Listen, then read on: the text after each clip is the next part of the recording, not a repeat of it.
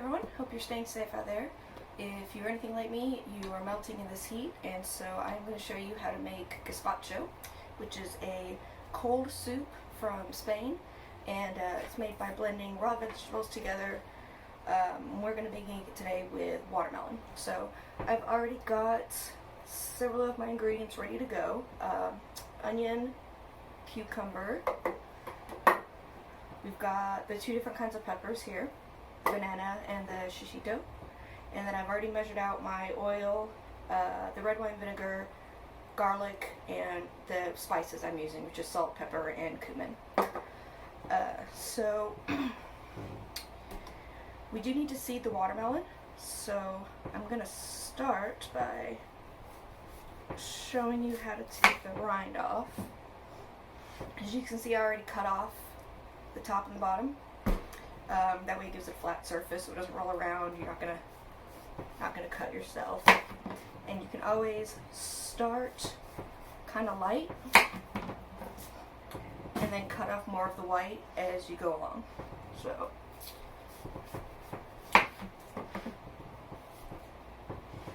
we've gone all the way around.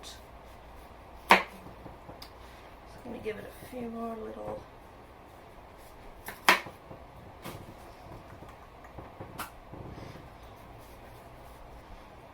So, still some on the bottom there, but we've got our watermelon mostly cut up. And wow, there really are not many seeds in here at all. And this is close to the same way that you're gonna core the tomato and the cucumber. So you just take a spoon and gently scrape out the seeds.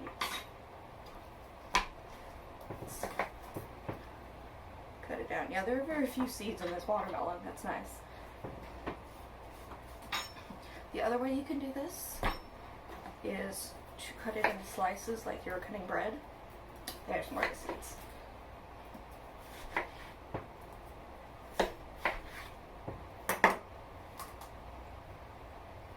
And then same thing, just take a spoon, gently scrape out those seeds. Then you're just going to take the watermelon and cut it into some chunks, large dice. It's all going in a blender, so you don't have to worry too much about uniformity with the cuts or size or anything like that.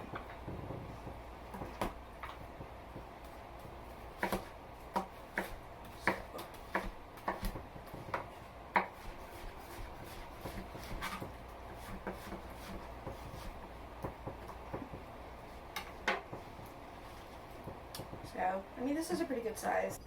Okay, so now we've got this is a little more than 3 cups. I actually used a little more than what the recipe said for most of this. There's quite a lot of red onion because I really love red onion. So, the measurements are more guidelines. And same basic thing. Just get in there with a spoon and pull the seeds out. Then you've got nice seedless tomato.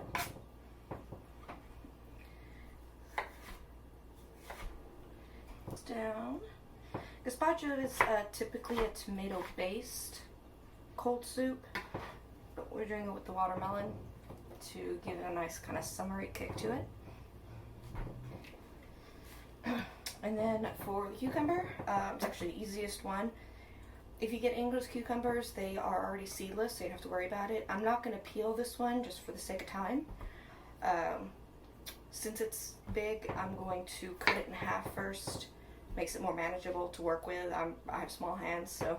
And then you cut it lengthwise, and same thing, but this one is actually the easiest of all of them to do. This way. You just scrape all those guys out.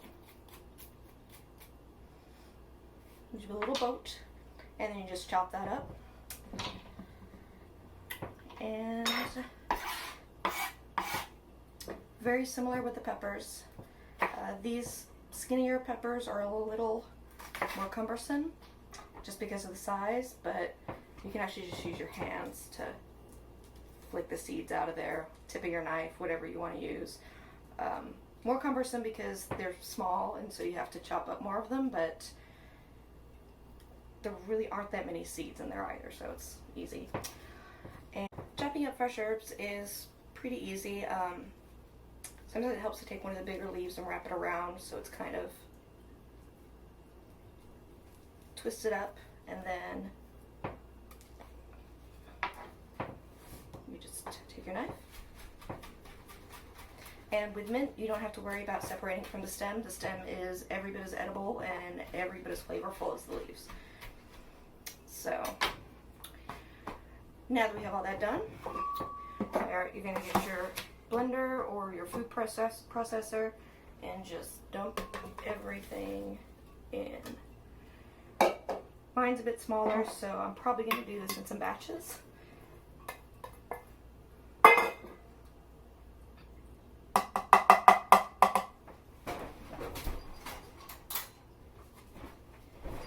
Garlic in there. I also put in a lot more garlic than the recipe because who doesn't love garlic?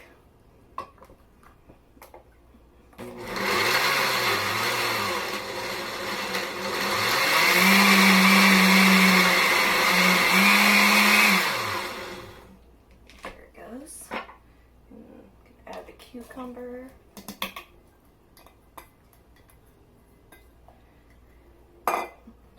And our onions.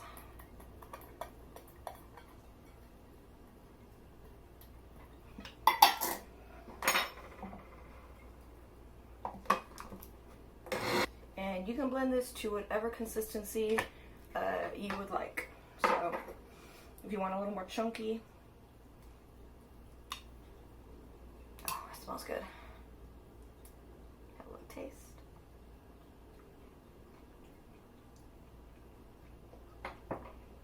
Yeah, that's pretty good.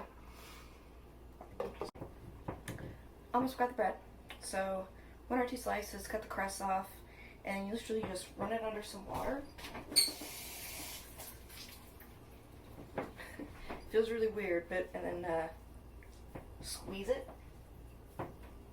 Get some of the excess out. Drop it in there.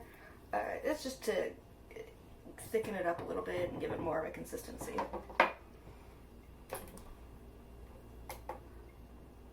So ideally, you would want to let this chill for at least a couple hours. 4 hours would be better. Overnight would be the best. The longer it sits, the more all of those flavors are going to get to know each other, and it's just gonna pop more. That being said, I'm going to show you a cute way to serve it. You can of course serve it however you want. You can have it in a bowl. But a lot of times it gets served in a glass with some of the diced red onion on top and a sprig of mint.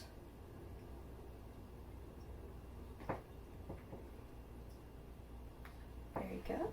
And it goes really well with crusty bread and a side salad. The whole thing is, I hope that your gazpachos go well and that you enjoy them. Hope everyone stays safe out there. Cheers.